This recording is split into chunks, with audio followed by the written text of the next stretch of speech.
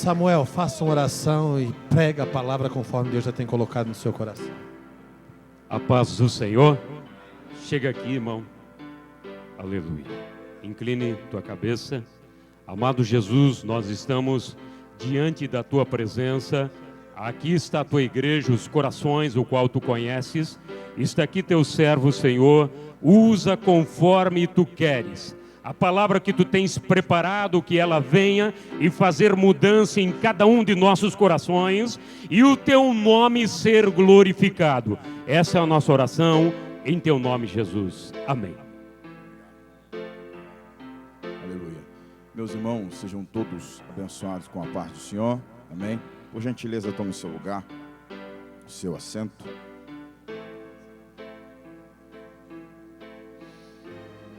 Aleluia. Meus irmãos, Deus em Cristo seja louvado pela bênção que oferece a todos nós de estarmos na sua casa, louvando o seu nome, né? Nós não éramos dignos, mas a graça de Deus nos favoreceu mais uma vez. Meus irmãos, gostaria de dizer que somos felizes pela bênção de estar com vocês.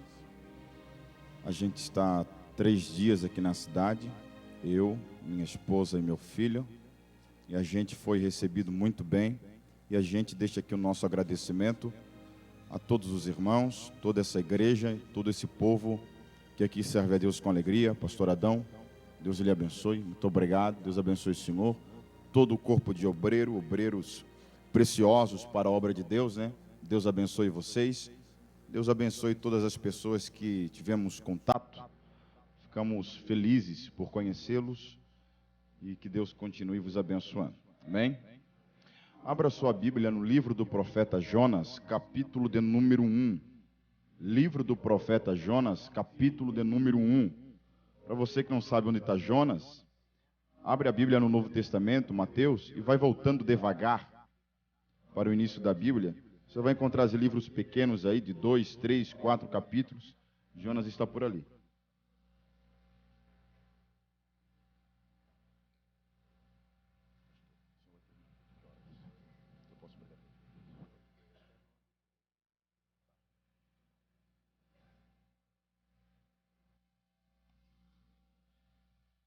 Livro do profeta Jonas, capítulo 1. Nós vamos ler a partir do versículo 1.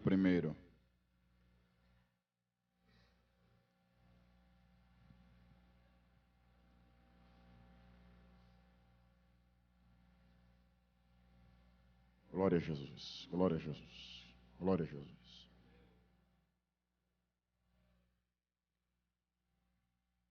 Todos encontraram, amém, irmãos?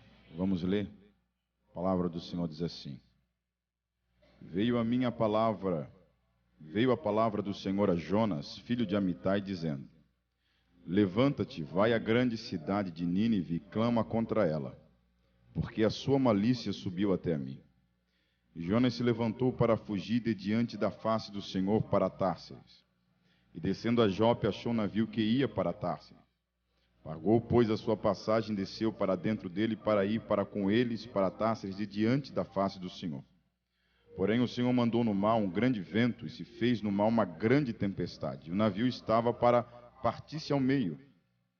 Então temeram os marinheiros e clamavam, cada um aos seus deuses, e lançavam no mar as suas fazendas que estavam no navio, para aliviarem o peso. Jonas, porém, desceu aos lugares profundos do porão, se deitou e dormia um profundo sono. Amém. Amém. Eu vou pregar uma palavra hoje, uma mensagem de plena conscientização missionária, partindo do princípio do culto missionário, de plena conscientização missionária. E eu escolhi o livro de Jonas, pois é um livro voltado com esse olhar especial para uma missão, para um envio missionário em que Deus aplica no coração de Jonas. Eu quero pregar sobre a síntese do livro de Jonas, ok? a síntese do livro de Jonas. Eu sou criado na igreja, tenho 27 anos de idade, e eu ouvi muitas pregações sobre Jonas. Muitas pregações sobre Jonas. Em comum, todas elas têm algumas palavras. É normal você ver alguém pregar sobre Jonas e falar: Jonas fugiu porque teve medo, era medroso. Jonas fugiu porque era covarde. Enfim, esses adjetivos são dados a Jonas. Na verdade, você lê todo o livro de Jonas, que não é muito, são 4 capítulos, e não tem nada de medo. Não existe nada de covardia. Jonas não foge por medo, tampouco por covardia. E aí a gente se pergunta, por que é que Jonas foge? Qual é o motivo da fuga de Jonas? A gente entende a história de Jonas quando a gente olha para todo o contexto. A palavra do Senhor Deus diz que Jonas era filho de Amitai. Talvez aí a gente comece a entender. Meus irmãos, houve um período em Israel que Jeroboão II reinou sobre Israel. E num período de 40 anos do reinado de Jeroboão II, Israel sofria ameaças terríveis dos ninivitas, do povo da Síria, dos assírios. Durante um período de 40 anos, sobre o reinado de Jeroboão II, os assírios foram os piores inimigos de Israel. Nesse período de 40 anos, 14 vezes, os assírios tentaram entrar em Israel. Das 14 vezes que eles tentaram entrar, 7 delas, a metade, eles estiveram para além das fronteiras de Israel. Estiveram às portas de Israel. Os assírios tinham 3 coisas muito peculiares desse povo quando eles entravam em uma cidade. Primeira coisa que os assírios faziam: eles entravam no templo e destruíam, profanavam o templo. Aquilo era uma mensagem que eles enviavam. Porque vocês sabem que as batalhas naquela época não eram travadas apenas por terra, ouro ou prata, mas também para ver quem tem o Deus verdadeiro. Eram batalhas travadas para ver quem tinha o Deus verdadeiro. Então os assírios entravam no templo e destruíam o templo, e aquilo dali era uma mensagem: o nosso Deus é o Deus verdadeiro. Ou senão eles estavam dizendo: o nosso Deus é maior do que o vosso Deus. Como quem dizia, a batalha já está ganha. A segunda coisa que os assírios faziam, eles matavam o rei e toda a família do rei, para que não houvesse governo no meio do povo.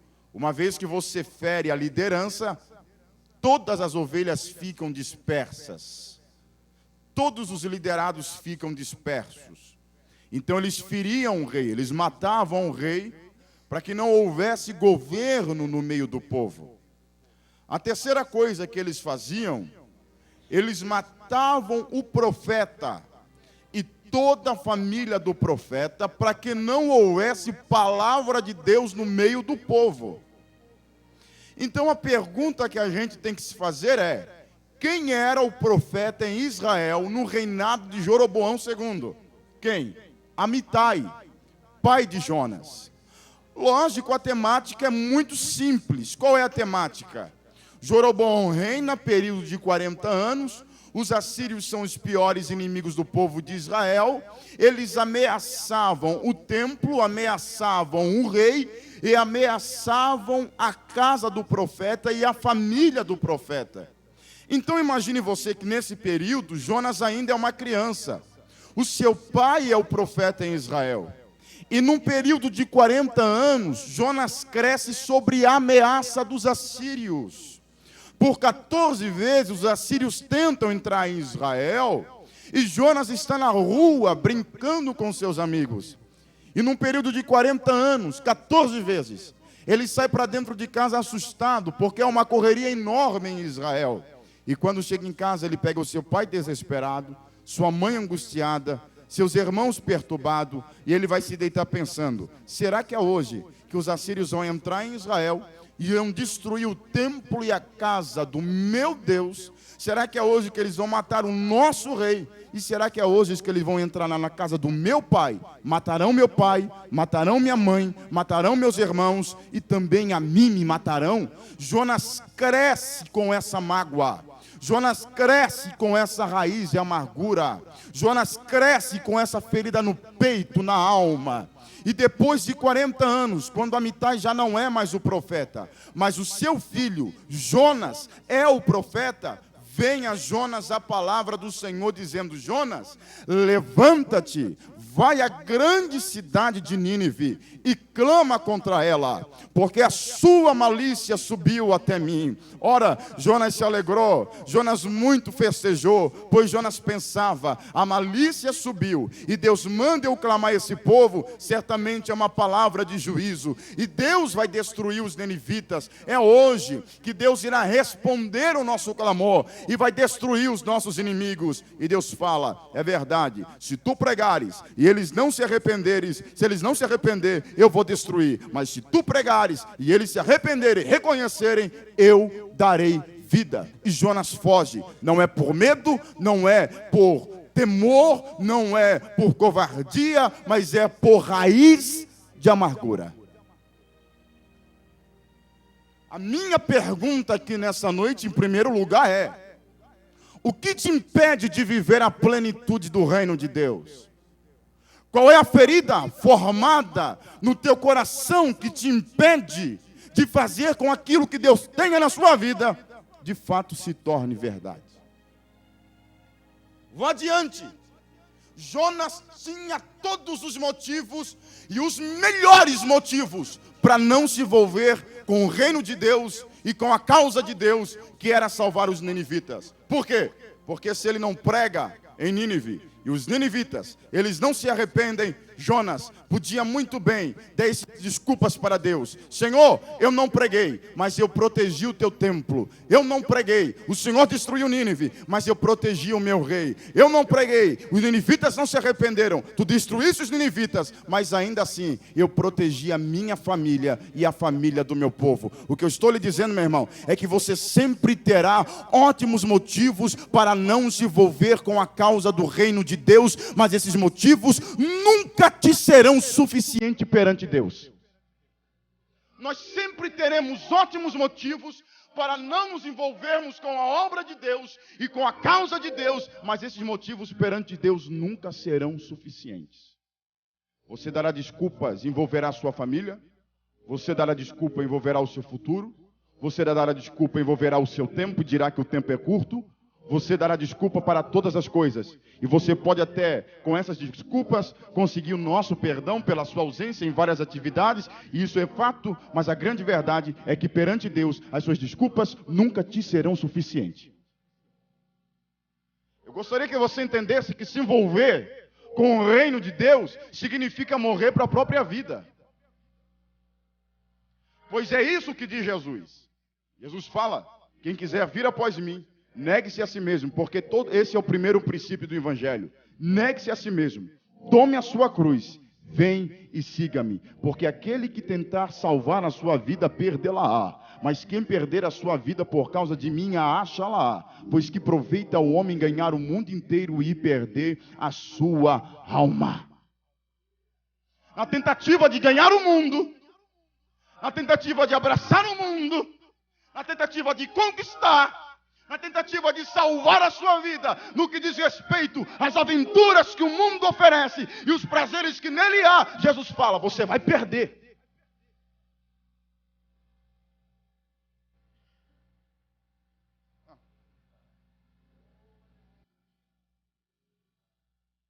E uma vez que a consciência se abre para essa realidade, Deus te fala: meu filho, não existe desculpas que você possa dar perante a minha presença. Não há desculpa de ser muito novo ou muito idôneo. Não há desculpa de ser leigo ou sábio demais. Não há desculpa pela que acontece no meio da igreja, se te agrada ou não agrada. Não há desculpa suficiente perante Deus. Há uma causa pelo qual lutamos.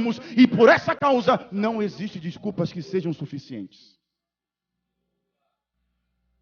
Jonas olha para Deus e fala: Senhor, mas esse povo que o Senhor manda eu pregar para salvá-los é o povo que me afrontou durante toda a minha vida.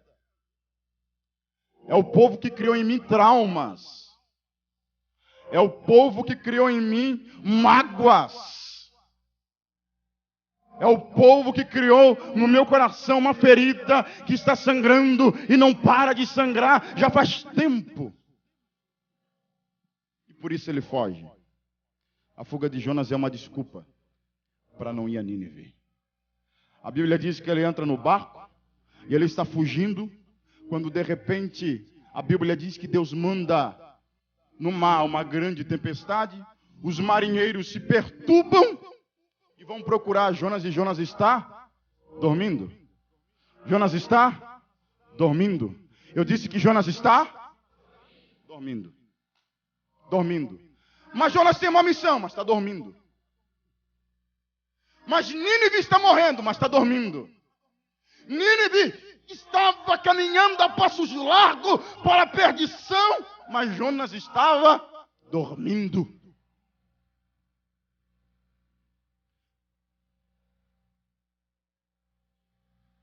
Não são poucos dos que estão no nosso meio que estão dormindo diante da vocação que Deus lhe fez. Não são poucos que estão sonolentos de andar por aí. E sabe o que é o triste, meu irmão? O triste é que vem o culto e passa um culto, vem outra semana e é mais culto, e é mais culto, e as pessoas dizem: Deus, eu quero mais do teu poder, me dá mais da tua unção, quero mais da tua presença, e me dá mais, e me dá mais, e me dá mais. Mas quando Deus olha, o camarada está dormindo diante da missão. Pessoas passam por ele todos os dias, caminhando a passos largos para a perdição da sua vida, e ele nada. E Deus te pergunta: para que você quer poder? Para ir para o porão dormir? O que eu estou lhe dizendo é que Jonas tinha uma bela profecia na boca, mas essa profecia não inspirava o seu coração. Jonas tinha uma bela palavra na boca, mas ela não inspirava a sua alma, porque preferia ele ver o povo morrer do que perdoar e pregar. E há quantos de nós que saímos aqui, meu Deus, que palavra, que culto, eu até chorei, meu Deus, eu falei mistérios que o Senhor, glorifiquei o teu nome, que poder, que unção, e o camarada dobra a esquina, alguém está precisando de uma palavra, não, ele não quer saber disso, ele vai no trabalho, alguém precisa, e o camarada entra no trabalho angustiado, ele percebe, ele vê, a pessoa dá até uma abertura, mas ele fica inerte, ele não se mexe, ele não abre a boca, não fala de Deus, e quando chega no culto à noite: Senhor, eu quero mais do teu poder. Está dormindo, filho? Está dormindo? Não percebe? Dormindo. Está diante da glória, verdade, mas está dormindo. Eu acho interessante Mateus capítulo 19, quando Jesus se transfigurou. Lucas 19, não, Mateus 19. Jesus se transfigurou. A Bíblia diz que estava com Jesus no monte Pedro, Tiago e João. Os outros discípulos estavam no pé do monte. E a Bíblia diz que de repente Jesus se transfigurou e apareceu quem com Jesus? Quem? Moisés e Elias. Mas a Bíblia diz que entremente a transfiguração de Jesus e a conversa de Jesus com Moisés e com Elias, o que os discípulos faziam? Dormiam. Dormiam. Dormiam. Aí quando Pedro, meio que sonolento, acordou, Pedro olhou e disse: meu Deus, Jesus transfigurado em glória, aquele camarada ali é Moisés, e esse quem é? É Elias. Meu Deus, só tem gente boa aqui. Aí Pedro acordou e disse: Senhor, vamos fazer o seguinte, não vamos descer daqui não, vamos fazer uma barraca, uma tenda para o Senhor, uma tenda para Moisés e outra tenda para Elias, e vamos ficar aqui. Jesus olhou para os discípulos e disse: vamos embora, vamos descer. E quando chegam no pé do monte, o que eles encontram? Um pai que está desesperado. Ele vem até Jesus, ele fala: Senhor, se puderes me ajudar, me ajuda, porque eu pedi para os teus discípulos e eles nada puderam fazer. porque de tempo em tempo um espírito mau se apodera da vida do meu filho e pega ele, joga ele para frente, joga ele para trás, faz o menino se debater no chão, pega o menino, joga na água, tira da água, joga no fogo e só deixa o meu filho depois de ter quebrado ele todo. E eu pedi socorro para os teus discípulos e eles nada puderam fazer. Aí Jesus fala a palavra mais dura de todo o ministério de Jesus. Sabe qual é? Ó geração incrédula e perversa, até quando estarei no meio de vós?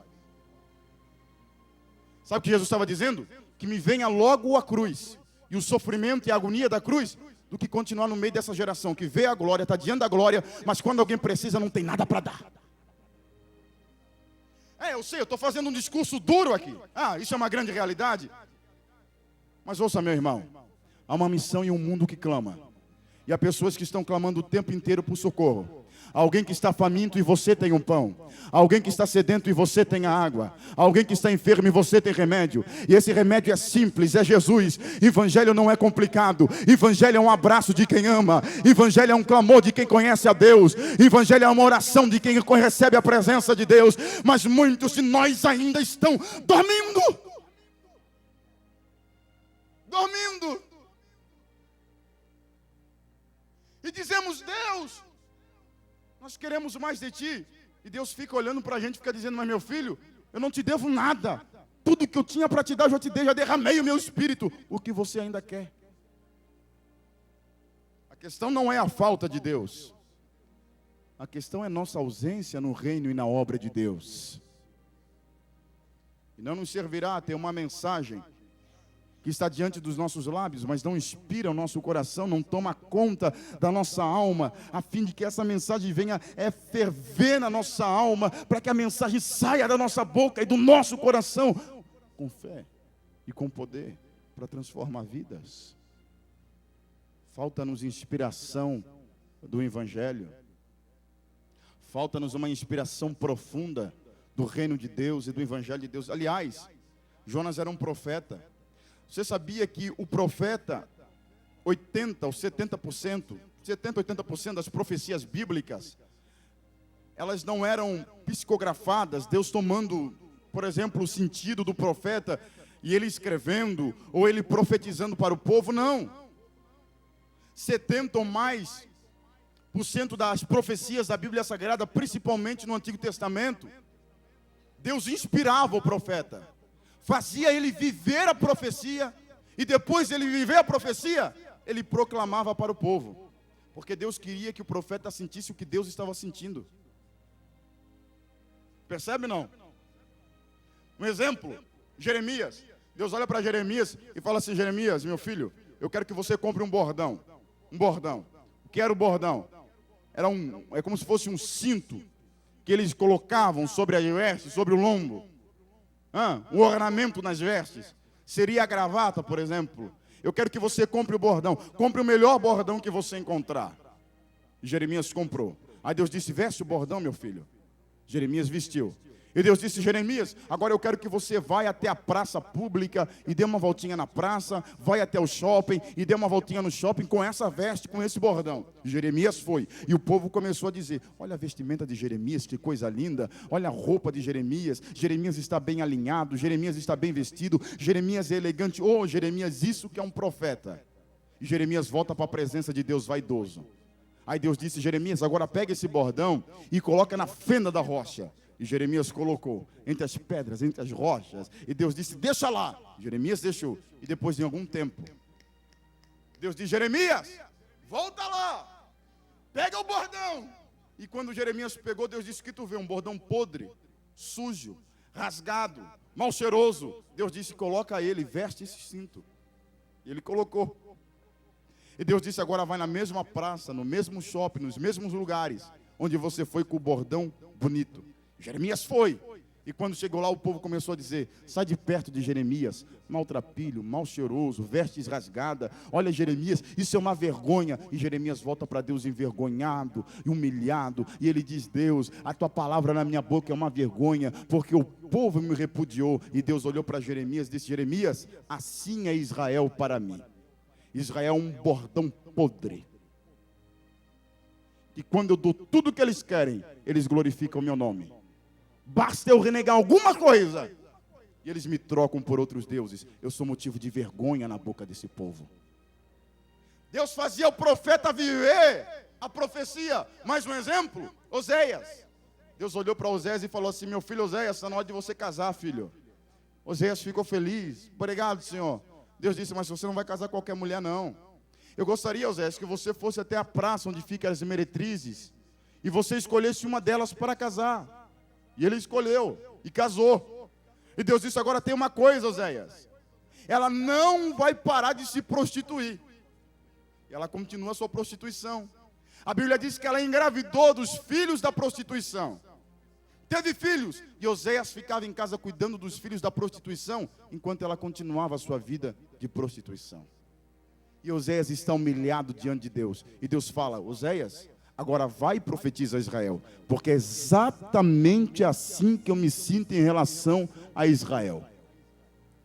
De dia, Israel me adora, mas à noite eles se dobram e se deitam com outros deuses. E depois, quando vem a consequência do seu pecado, eles jogam no meu braço os filhos do seu pecado, a sua consequência, e coloca tudo na minha conta. É assim que eu me sinto em relação a Israel. Deus fazia o profeta viver o coração de Deus. Sabe o que é uma pessoa cheia de Deus, meu irmão? Não é o que melhor prega, não é o que melhor canta, não é o que melhor se apresenta, não é aquele que fala mais em mistérios com Deus. O homem cheio de Deus é aquele que tem a sensibilidade de receber sobre o seu coração o peso do coração de Deus, meu irmão. E eu tenho a breve e leve sensação de que se nós recebêssemos 1/3 do peso do coração de Deus sobre os nossos sentimentos, não haveria preguiça que nos impediria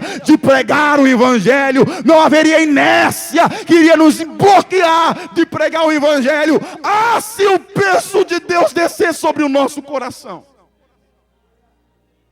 pediríamos menos pela nossa própria vida e choraríamos mais pelo mundo que padece. Nos preocuparíamos menos com a nossa condição de vida e humana. Nos preocuparíamos muito mais com o reino de Deus e com as pessoas que padecem.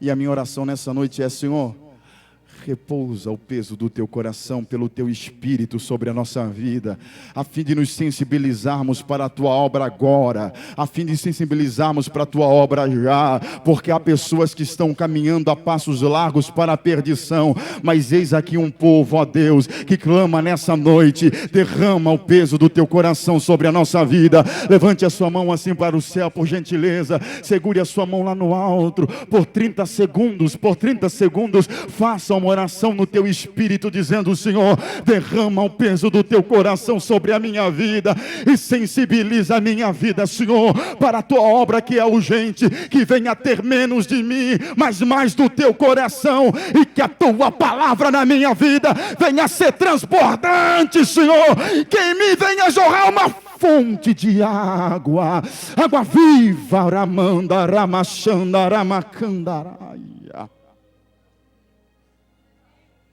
Sim, meu irmão. Jonas foge porque o evangelho cabia apenas no seu próprio umbigo. Era somente ele e Deus. Então ele foge. Por falta de compreensão. Porque é possível ser um homem de Deus e ter falta de compreensão. E Jonas é um grande homem de Deus. Grande homem de Deus, grande homem de Deus. Jonas era um homem de Deus, porém com mágoa no coração. Jonas é um homem de Deus tão grande que, historicamente, não havia mais do que 20 homens naquela embarcação.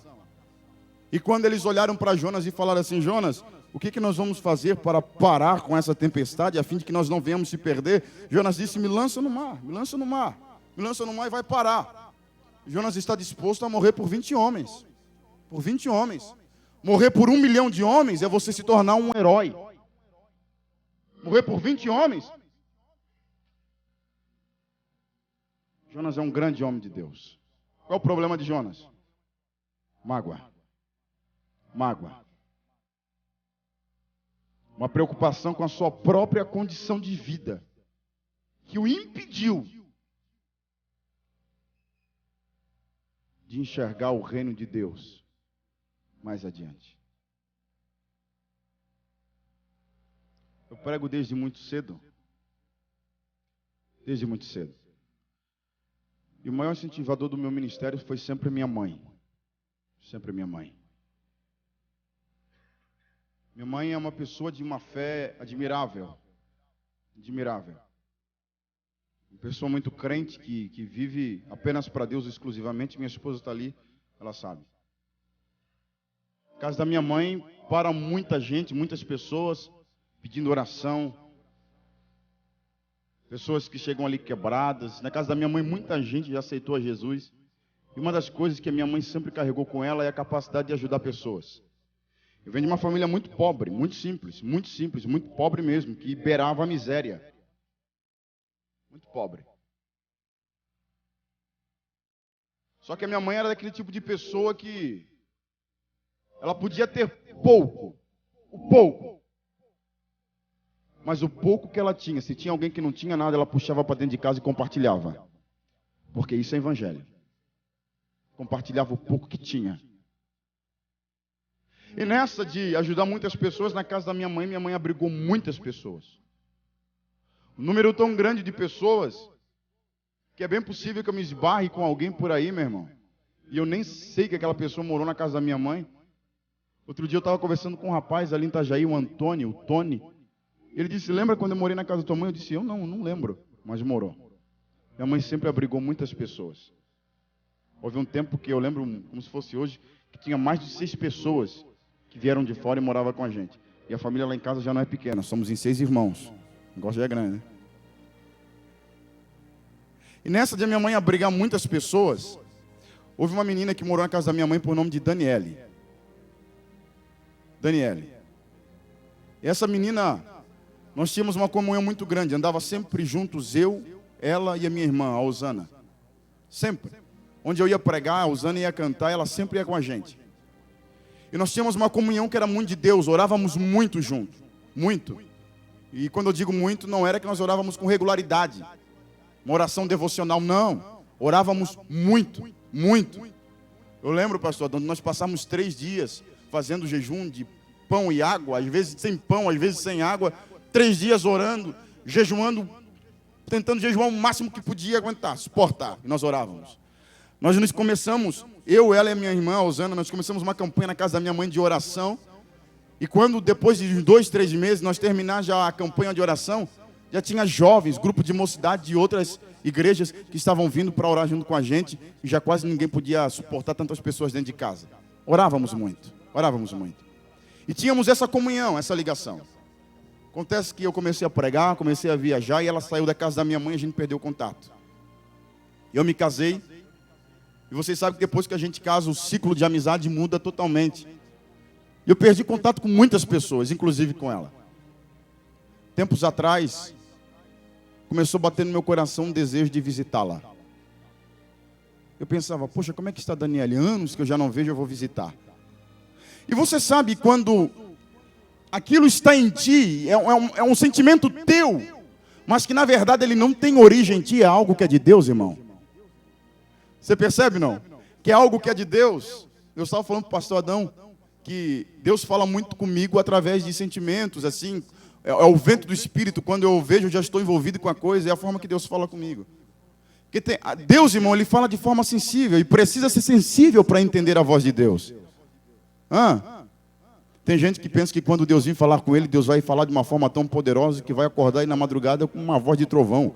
Meu filho, eu vim falar com você. Não. A voz de Deus é simples. A voz de Deus é tão simples, meu irmão, que Deus chamou Samuel 3 vezes na madrugada, ele foi procurar Eli. Se a voz de Deus fosse tudo aquilo, ele já ia cair de joelho. Mas era tão simples que ele confundiu a voz de Deus com um homem simples. E eu sentia aquilo no meu coração, mas eu sabia que era coisa de Deus, mas eu resistia. Eu dizia, outro dia eu passo lá, outro dia eu vou. E fiquei nessa. Depois de muito tempo, eu resolvi visitar. Saí da empresa, parei na frente da casa da tia dela, onde a tia dela morava. Buzinei, ninguém atendeu, bati palma, estava chovendo muito. De repente a tia dela saiu, olhou para mim, não me reconheceu de primeiro, logo depois eu perguntei, cadê a Daniele? Daniele está em casa? Sou amigo dela e tal, a senhora lembra de mim? Ela lembrou. Ela disse, entra meu filho. Eu disse, cadê a Daniele? Ela disse, não ficar sabendo. Eu disse, não, Daniele morreu.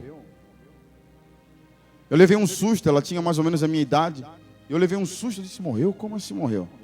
Daniele saiu da igreja. Conheci um camarada aí no mundo, usuário de drogas. Começou a dar drogas para ela. Ela engravidou. O rapaz queria abortar o filho, ela não. Um dia ele chamou ela para caminhar, para andar. Levou ela para debaixo de uma ponte e espancou.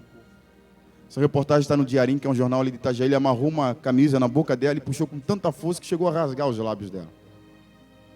De forma cruel, ela morreu. Na mesma hora, o Espírito Santo falou comigo. E não é que Deus me acusou, porque Deus não acusa ninguém. Isso é papel do diabo. Mas o Espírito Santo de Deus falou comigo. Quantas vezes eu mandei você ir e você não foi? Não foi porque achava que o culto te bastava. Não foi porque achava que a minha presença se resume dentro da igreja e dentro do templo. Não foi porque quando você sai daqui para lá, quantas vezes você fala para mim, Senhor, fala que eu quero ouvir a tua voz. Não foi porque você está ocupado com tantas coisas que não tem tempo para fazer a minha obra, para visitar alguém debaixo da orientação do meu espírito. E quando chega dentro da minha casa, quero mais, manda mais, fala comigo, experiência, poder. E o Espírito Santo de Deus nessa noite está dizendo, é tempo de ultrapassar as fronteiras da religiosidade, meu irmão. E deixar o peso do coração de Deus descer sobre a nossa vida, sobre a nossa alma. Porque enquanto os ninivitas estão caminhando a passos largos, nós estamos aqui recebendo, alimentando de Deus. E Deus está dizendo, te alimenta, mas não guarde só para você. Vai compartilhar com quem precisa, aleluia. E eu fiz um voto com Deus, meu irmão. Venha o que vier, na minha força ou na minha fraqueza, não importa. Sempre que tiver a oportunidade de falar de Jesus, eu quero falar desse Jesus maravilhoso, aleluia.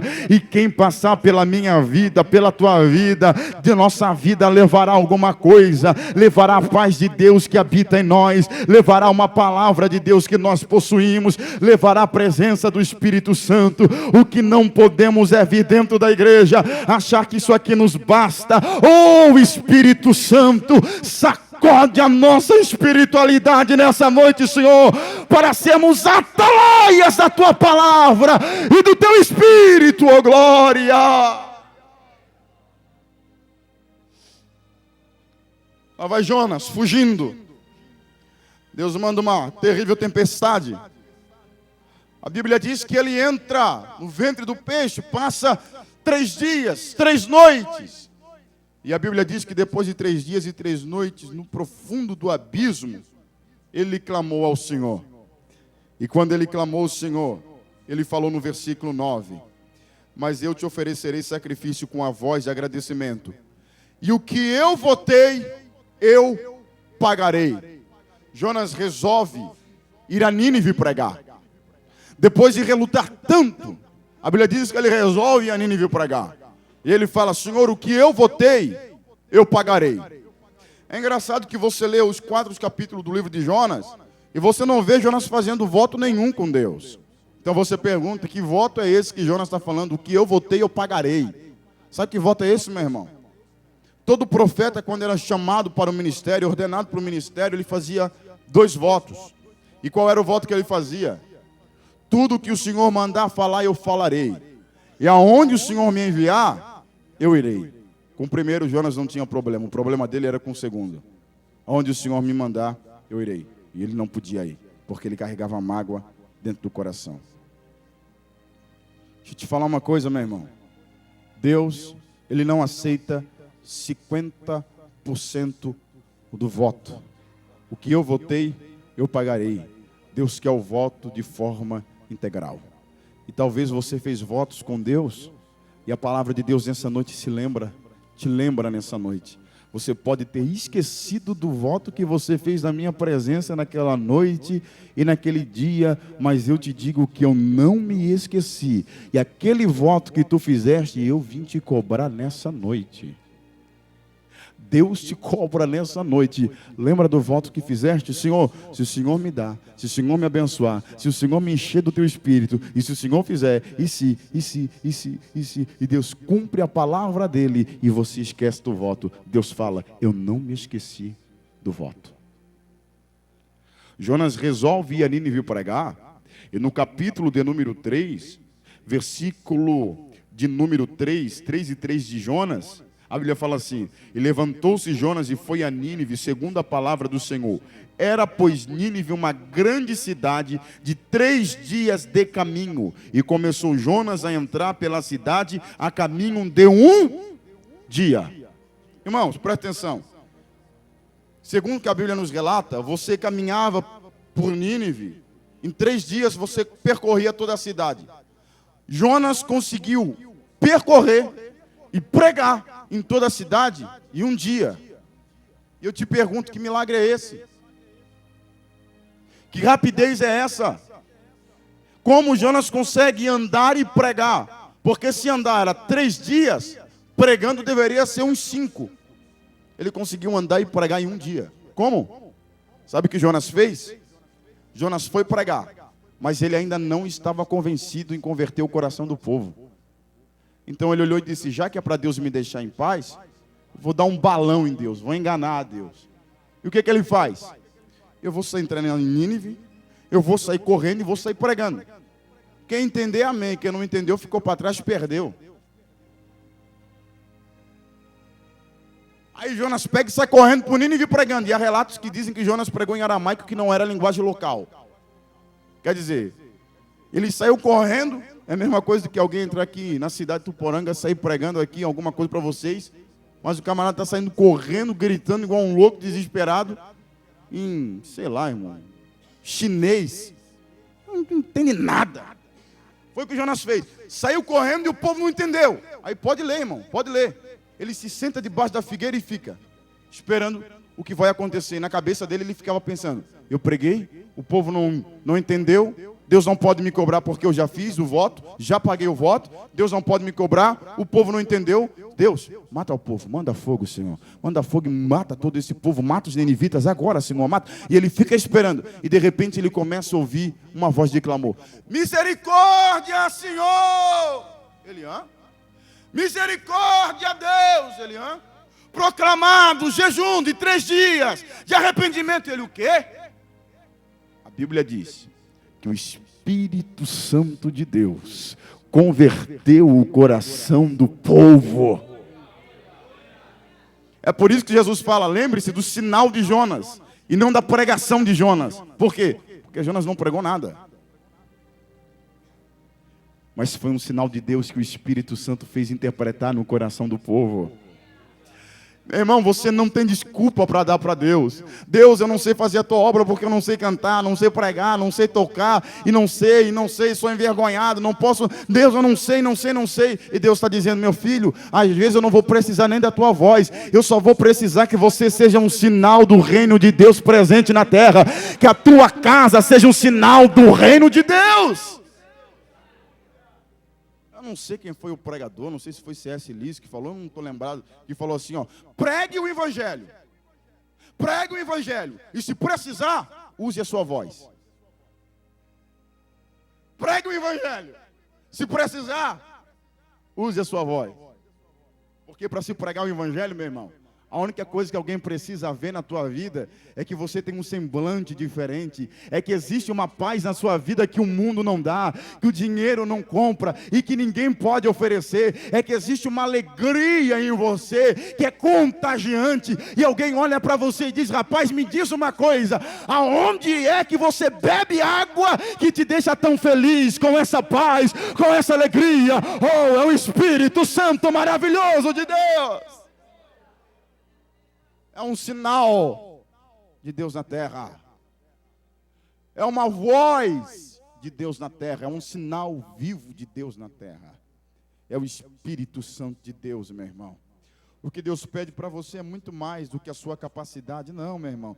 Deus aqui Ele não está colocando na balança, deixa eu ver o quanto você é capaz, não. O que Deus coloca na balança é o quanto o teu coração, aleluia, está firmado na palavra dEle, grudado com o Espírito Santo dEle, aleluia, sedento do Espírito Santo dEle. Deus não precisa de muita coisa, meu irmão. Deus só precisa de um coração aberto, de uma alma aberta, para o Espírito Santo de Deus começar a operar. É por isso que Jesus disse em João capítulo 3 e versículo 8, o Espírito Santo de Deus, o Espírito de Deus, Ele sopra onde Ele quer, Ele é como o vento, Ele sopra onde Ele quer. Ninguém pode parar a ação do Espírito Santo, ninguém pode deter a ação do Espírito Santo.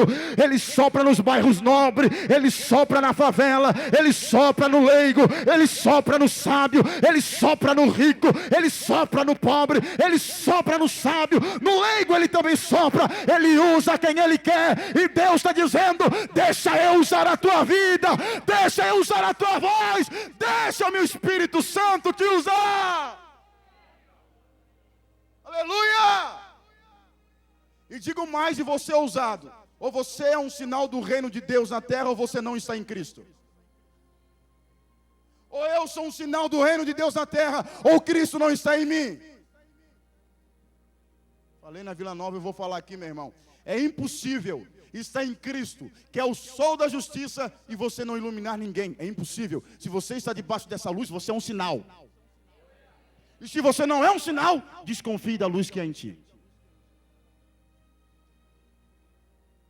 Tem muita gente que está vivendo no escuro achando que está na luz.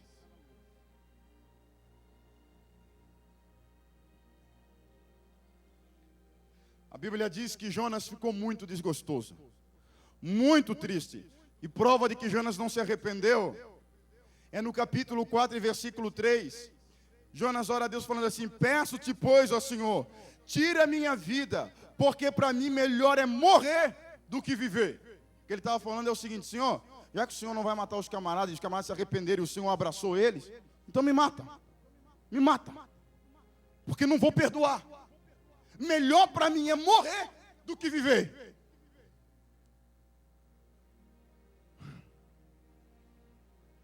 Mas Deus sabe onde toca no homem, meu irmão. Deus sabe onde toca no homem. A Bíblia diz que Deus fez nascer uma planta, uma boboreira, uma planta. E essa planta fez sombra para Jonas. A Bíblia diz que Jonas se achegou debaixo da planta e muito contente ele ficou, muito feliz.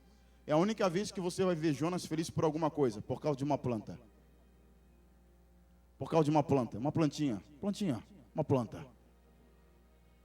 A Bíblia diz que quando Jonas se achegou debaixo da planta, se aconchegou a sombra, uma brisa gostosa, Jonas está feliz, satisfeito. A Bíblia diz que Deus manda um sol forte, meu irmão, um vermezinho, e o verme vem, ele tica a planta, tac. Quando ele ticou a planta, a Bíblia diz que a planta secou e caiu por terra. Deus mandou um sol, um vento forte. E a Bíblia diz que aquele vento fez calor, com aquele vento forte do deserto soprando sobre Jonas. E Jonas ficou irado. Irado. E a Bíblia diz que ele ficou muito ressentido por causa da planta. Muito entristecido por causa da planta. E Deus olha e diz: é razoável esse teu ressentimento? É razoável esse teu ressentimento? Por causa de uma planta? Uma planta que não plantaste, não semeaste, num dia nasceu e num dia morreu, e tu estás triste por causa dela? É razoável? É razoável? E antes de Jonas dar desculpa, Deus fala: se é razoável para ti, muito mais para mim é esse povo de Nínive. Porque tu não semeaste essa planta, tu não cuidaste dessa planta. Num dia ela nasceu e num dia ela morreu. Mas esse povo também é criatura minha, esse povo também é povo meu. E esse povo eu amo e tenho cuidado dele desde o seu primeiro dia. E Deus termina o livro de Jonas mostrando para Jonas que o amor de Deus supera as barreiras religiosas, que o amor de Deus, ele supera as questões de Jonas, e que o amor de Deus está muito além dos nossos próprios problemas. O amor de Deus é superior a todas as coisas. Eu termino a mensagem dessa noite dizendo, meu irmão, um motivo para você crer e continuar crendo, pregando e continuar aceitando a pregação, é que o amor de Deus está derramado sobre a sua vida de forma incomparável. O amor de Deus está derramado sobre a sua vida de forma incomparável. Às vezes eu fico pensando, Deus me ama demais, Deus nos ama demais. Porque a Bíblia diz que Deus deu o seu Filho, seu único Filho, por toda a humanidade, para aquele que nele crê não pereça, mas tenha a vida eterna. E eu fico pensando, eu nunca vou amar a Deus do jeito que Deus me ama, porque eu não daria ao meu filho. Eu não daria ao meu filho. Eu fico lembrando da passagem de João no capítulo 13, a hora que Jesus está se despedindo dos discípulos e Pedro percebe, Pedro fala assim, Senhor, para onde vais? E Jesus fala, para onde eu vou tu não podes me seguir agora, mas depois me seguirás. E Pedro ficou nervoso, olhou para Jesus e fala, mestre, como o Senhor pode dizer que eu não posso te seguir agora? O Senhor acha que eu não estou preparado? Eu quero que o Senhor saiba de uma coisa, por ti eu darei a minha própria vida. Jesus deu um sorrisinho irônico para Pedro e disse, como é que é, Pedro? Tu darás a tua vida por mim? Ô Pedro, deixa eu te falar uma coisa, o galo não terá cantado e tu já terás me negado 3 vezes. O Pedro murchou na mesma hora. E você pensa, poxa, Jesus jogou um balde de água fria em Pedro. Não. Jesus estava incentivando Pedro. É porque na hora Pedro não entendeu, mas depois ele compreendeu. Imagina você que quando Pedro nega Jesus, quando Pedro nega 1, 2, 3 vezes, quando o galo canta, é que Pedro entendeu. Poxa vida, que amor é esse? Que amor é esse que mesmo sabendo que eu ia negar a ele, ainda assim ele tomou o meu lugar e morreu por mim? Que amor é esse? Que amor é esse que mesmo sabendo que eu ia negar, que eu iria abandonar ele no momento mais difícil, ainda assim ele tomou meu lugar, sofreu tudo o que tinha que sofrer por amor de mim? Que amor é esse? E é isso que eu me pergunto nessa noite, que amor é esse que nós entramos aqui nesse domingo não sendo digno e nós pedimos perdão e ele diz para você, eu te amo, sabendo que amanhã você vai ser falho mais uma vez, mas ele te diz, eu te amo, e você chega na terça-feira pedindo perdão pelo pecado da segunda e da terça, e ele sabe que você vai pecar na quarta, mas ele diz, eu te amo, eu te amo, eu te amo, eu te amo, eu te amo, eu te amo, e não desisto de você, eu te amo. E é por isso que quando Jesus ressuscitou, primeira coisa que ele falou, corram e avisem aos discípulos irem para a Galileia, porque eu vou encontrar com eles. Aí Jesus fala uma coisa que é de arrepiar, estou arrepiado aqui, irmão. Jesus olha para as mulheres e fala assim, diz a Pedro, manda uma mensagem para Pedro, diz para Pedro, que eu ressuscitei e que eu espero encontrá-lo na Galileia. Eu termino a mensagem essa noite dizendo, Jesus me trouxe lá de Itajaí para dizer assim, ó, diga ao meu povo em Tuporanga que eu amo, e o meu amor é incondicional. Preguem sobre o meu amor, vivem debaixo desse meu amor, viva na graça desse meu amor, porque é esse amor que te sustenta. Alguém pode levantar a mão para o céu, meu irmão, e adorar a Jesus por esse amor? Eu vou te dar 1 minuto para você glorificar a Jesus por esse amor. Enche essa casa de glória a Deus, de aleluia e de adoração, de agradecimento. Deus te ama, Deus te ama, Deus te ama, Deus te ama, Deus te ama. Ninguém muda esse amor. O amor dele é maior do que o teu, a fidelidade dele é maior do que a tua. Deus te ama. Ora malabaxandaraia. Se coloque de pé glorificando a Jesus, adorando a Jesus.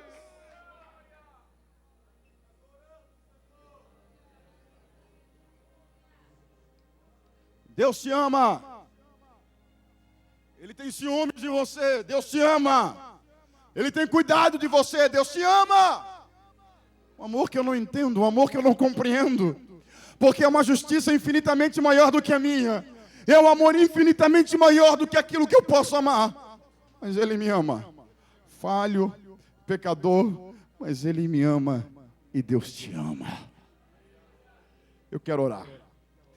Eu gostaria de perguntar se temos alguém no nosso meio que gostaria de se render diante desse amor do Deus Todo-Poderoso, que é revelado em Cristo Jesus. Nós estamos aqui para te dizer, Deus te ama, e Ele quer abençoar a sua vida, Ele quer mudar a sua vida. Temos alguém para aceitar a Jesus, ou para reconciliar com Cristo? Levante uma das suas mãos. Eu gostaria de conhecer você, eu gostaria de orar com você, eu gostaria de orar por você. Temos alguém para aceitar a Jesus? Levante a sua mão bem alto, bem alto. A igreja quer conhecer você e a igreja quer orar por você. Temos alguém para aceitar a Jesus, para reconciliar com Cristo, voltar para a igreja? Temos alguém? Não temos.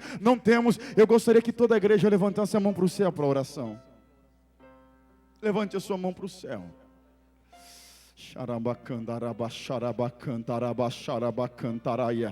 Feche os seus olhos.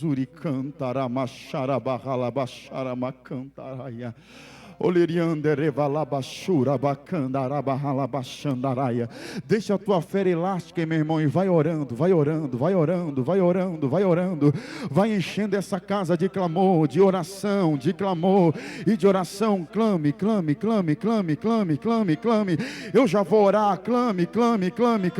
Se o teu clamor nessa noite é um agradecimento, então agradeça com toda a tua força, com toda a tua devoção. Se o teu clamor nessa noite é uma petição debaixo da misericórdia dele, clame. O amor de Deus vai alcançar a tua casa em nome de Jesus. O amor de Deus vai alcançar a tua família em nome de Jesus. O amor de Deus é poderoso para transformar a tua vida nessa noite em nome de Jesus. O amor de Deus é poderoso para te abençoar, para te curar. Clame.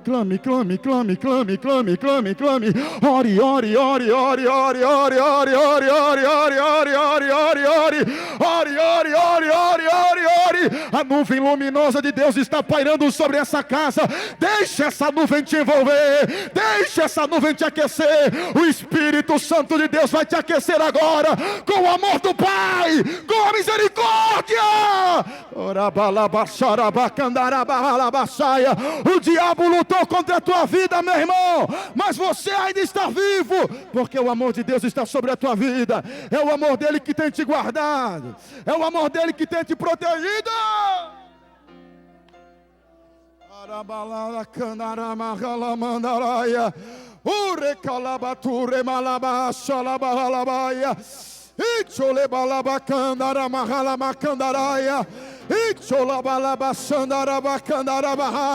Oh, glória!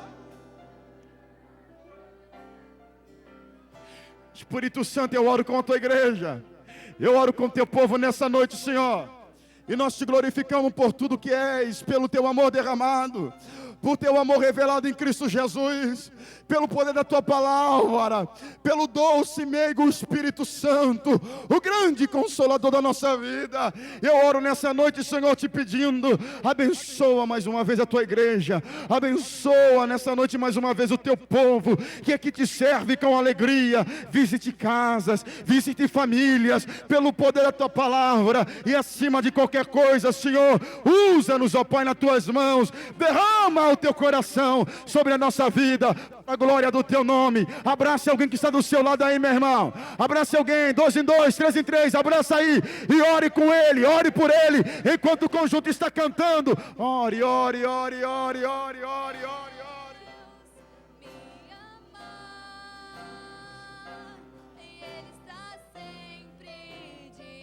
Oh, glória!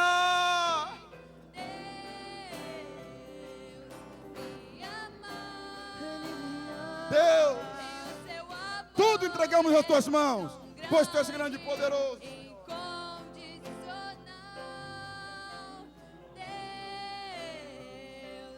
Me ama,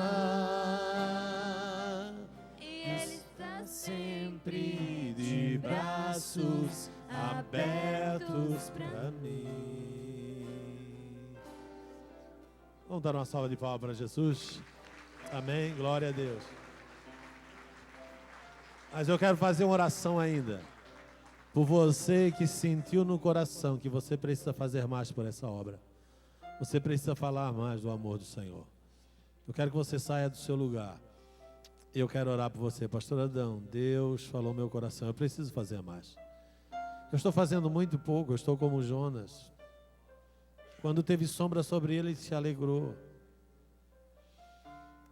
Não se alegre só com os benefícios que Deus faz por ti. Mas venha se alegrar com a autoridade e poder que Deus te deu para beneficiar as pessoas que estão morrendo sem Jesus, que precisam conhecer a Jesus através da tua vida. Você pode mudar uma família, um lar, uma casa. Você tem o que este mundo precisa. Uma palavra tua é o suficiente para mudar uma casa, uma família, um lar. Aleluia, glória a Deus. Pastor Adão, Deus falou comigo, eu preciso fazer mais. Eu preciso ganhar os meus vizinhos para Jesus. Eu preciso falar do amor de Jesus. Eu preciso trazê-los para a igreja. Eu preciso... Ei! Os obreiros estendem as mãos. Senhor meu Deus, tua palavra foi pregada com muita autoridade, com muita graça. Aqui estão teus filhos, Senhor, que foram tocados e eles precisam fazer mais, eles querem fazer mais, que a timidez caia por terra, Senhor, aleluia, que os afazeres caia por terra, Pai, que eles possam ter uma mente decidida, Pai, em fazer mais a tua obra, em falar do teu amor, em trazer vidas para o teu reino, a te conhecer. Ó Deus poderoso, que eles venham investir tempo, Senhor, aleluia, que eles venham investir a sua vida, Senhor. Ó Deus poderoso, perdoa as nossas falhas. Ó Deus poderoso, em nome de Jesus. E qualquer sentimento, ressentimento, raiz de amargura, Pai, que está trabalhando no nosso coração, impedindo nós de fazer aquilo que Tu nos mandasse, caia por terra agora, em nome de Jesus. Que nós venhamos abrir o nosso coração, entender o Teu amor, a Tua vontade para com a nossa vida. E nós queremos fazer como o profeta Isaías, eis-me aqui, envia-me a mim, eis-me aqui, eis-me aqui, eis-me aqui.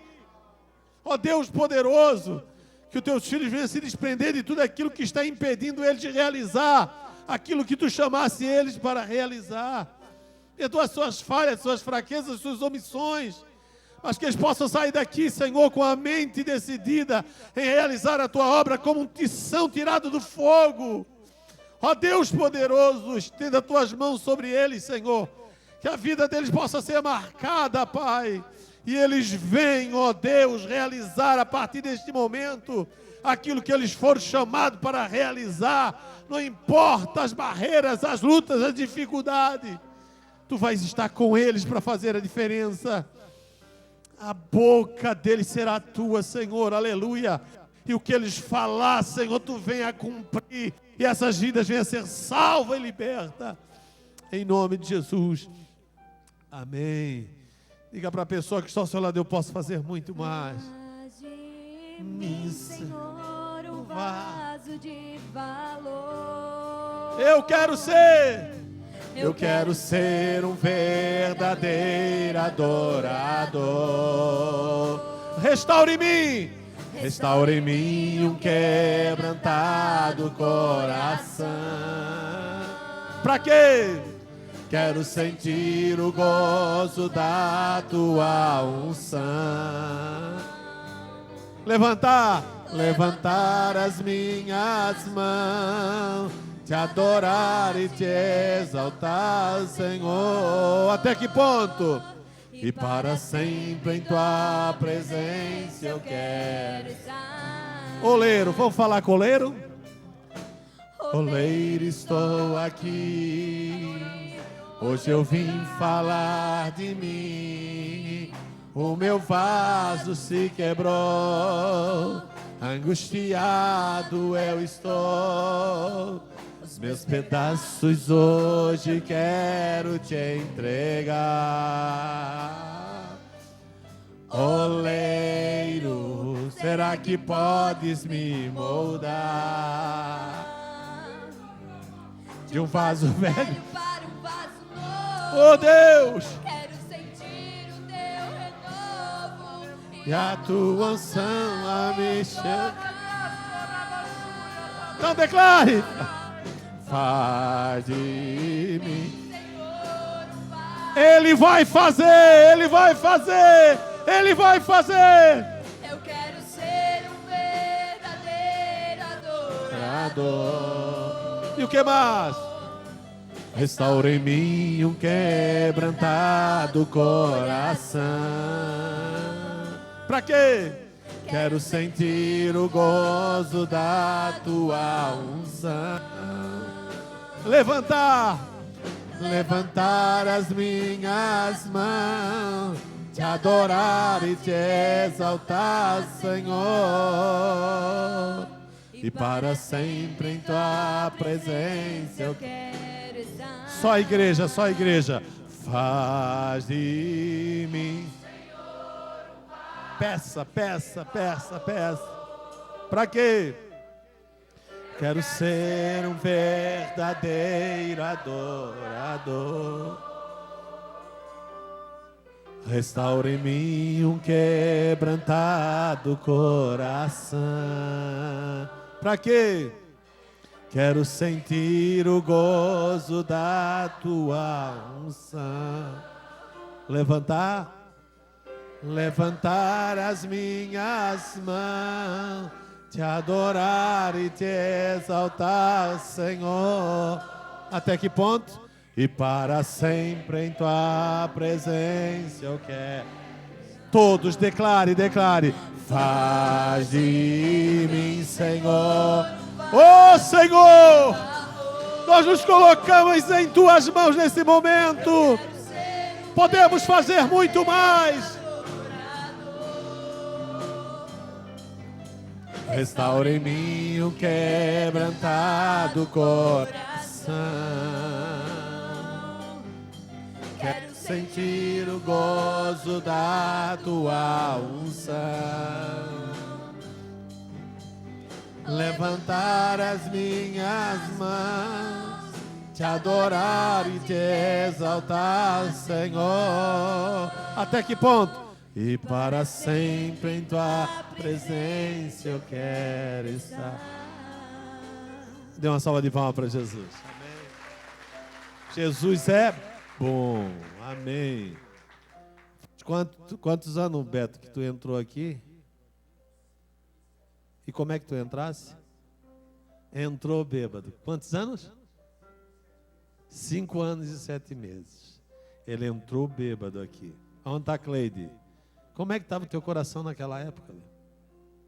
O da Gabi, arrasado. Mas saiu daqui já mudado. E nós louvamos a Deus pela tua vida. Aquele bêbado hoje, dirigente de congregação, ele é esposa. A Gabi casou com a Agamenon. Agamenon aceitou Jesus. Eu fui lá na inauguração da sua clínica, no estado de Santa Catarina, não vi ainda. E ele disse, irmãos, ele falando, isso é tudo Deus que fez na minha vida e na minha esposa. E nós louvamos a Deus pela vida de vocês. Aquele dia mudou a vida até do Agamenon. Jesus é bom, né? Aleluia. Diga para a pessoa que está ao seu lado, nós podemos proporcionar isso para muitas famílias dessa cidade. Eu e você podemos fazer a diferença através da minha vida. E se eu fosse perguntar e falar, tem muitos aqui que passaram por esse processo. Aleluia, por esse processo. Eu e você temos uma mensagem que pode mudar essa cidade. Pode mudar qualquer vida, qualquer coração. Então não te omita em falar, fala. Pastor, eu não consigo, traga para a igreja aqui, ele vai ouvir, mas fala, aleluia, com a tua vida, com o teu testemunho, traga para a igreja e essas vidas vão ser mudadas. Recuar, parar, avançar, adorando. Amém, glória a Deus. Quantos estão nesse projeto? Eu e você estamos nesse projeto e precisamos fazer mais. Louvamos a Deus, aleluia, José, que Deus te abençoe, muito obrigado por ter aceito o nosso convite, sua esposa, que Deus abençoe, amém? Que a graça do nosso Senhor Jesus, o amor de Deus e a comunhão com o Espírito Santo seja com todos vós, amém? Vá em paz, tenha uma semana abençoada em nome de Jesus, não saia sem abraçar e cumprimentar pelo menos umas 10 pessoas, vão em paz em nome de Jesus.